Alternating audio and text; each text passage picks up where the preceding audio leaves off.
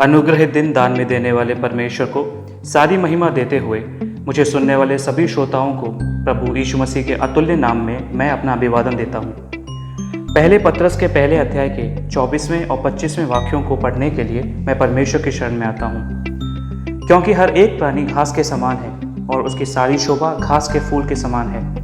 घास सूख जाती है और फूल झड़ जाता है, परंतु प्रभु का वचन युगानुयुग स्थिर रहता है। और यही सुसमाचार का वचन है जो तुम्हें सुनाया गया था। इस पढ़े हुए अनुग्रहित वचन में से अविनाशी सत्य वचन इस विषय पर मनन करने के लिए परमेश्वर हम सब की मदद करने पाए। यहाँ 64 ईस्वी पश्चात में प्रेरित पत्रस के द्वारा सत्य वचन के दृढ़ीकरण के लिए पवित्र आत्मा कलीसियाओं को स्मरण कराती है। 681 ईस्वी पूर्व में यशायाह भविष्यवक्ता द्वारा परमेश्वर के लोगों को बताया गया यही वचन यशायाह भविष्यवक्ता की पुस्तक के 40वें अध्याय के 8वें वचन में हम इस प्रकार पढ़ते हैं, घास तो सूख जाती है और फूल मुरझा जाता है, परंतु हमारे परमेश्वर का वचन सदैव अटल रहेगा।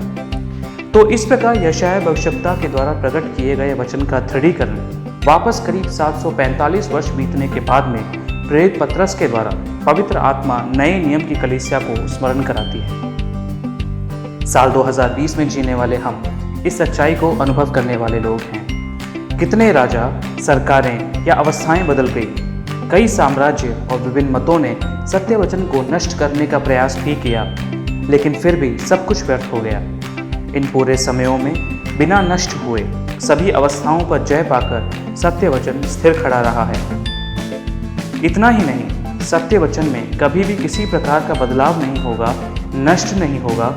यह यकीन खुद प्रभु यीशु मसीह मत्ती के सुसमाचार 24वें अध्याय के 35वें वचन में दिलाते हैं, आकाश और पृथ्वी टल जाएंगे परंतु मेरी बातें कभी न टलेंगी। मुझे सुनने वाले प्रिय श्रोताओं, अगर सत्य वचन कभी भी नष्ट नहीं किया जा सकता है या परमेश्वर ने निश्चित नहीं किया होता, तो यह सत्य वचन ना जाने कितने समय पहले ही संसार से पूरी तरह नष्ट या बर्बाद कर दिया जा चुका होता।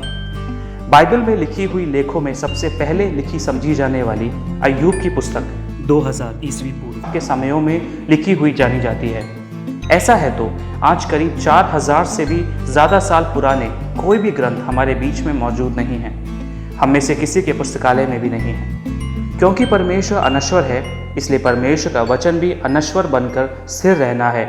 ऐसा परमेश्वर ने चाहा और उसे दृढ़ किया, और इसीलिए यह सत्य वचन आज भी दृढ़ है।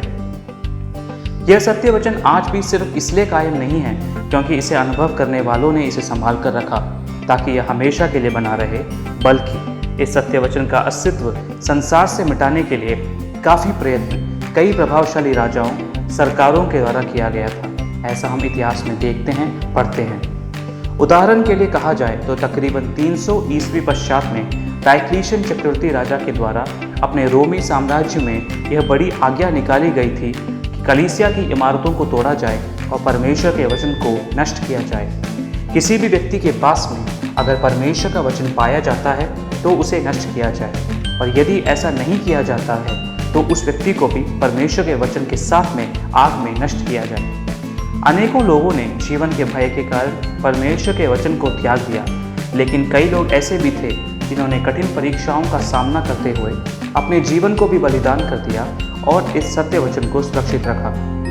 लंबे 2 साल बीतने के बाद डायक्लीशियन चक्रवर्ती राजा अपने राज्य में यह घोषणा करवाता है कि अब वहाँ परमेश्वर के किसी भी प्रकार के वचन या लेख बाकी नहीं हैं, और उसका इस सत्य वचन को नष्ट करने का प्रयास सफल हो गया है।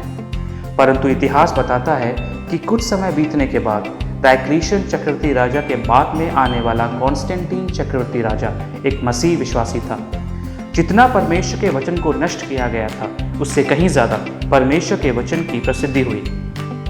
प्रियजनों, कई समयों में लगातार परमेश्वर के वचन को नष्ट करने की, तुच्छ मानने की अनेकों घटनाएं घटी हैं, लेकिन ऐसी सभी प्रतिकूल अवस्थाओं पर जय पाकर हर साल पूरे संसार में सबसे ज़्यादा बिकी जाने वाली पुस्तक के रूप में यह पवित्र सत्य वचन आज भी दृढ़ है।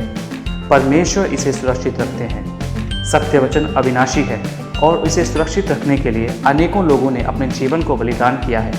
इस वास्तविकता को समझकर इसे पढ़ना, मनन करना और इसके अनुसार जीवन जीना हम अपने जीवन की अति प्रमुख प्राथमिकता बनाएं, ऐसी मैं आशा करता हूँ। इन वचनों के द्वारा परमेश्वर हम सबको आशीषित करें। आप सबका दिन अनुग्रहित हो।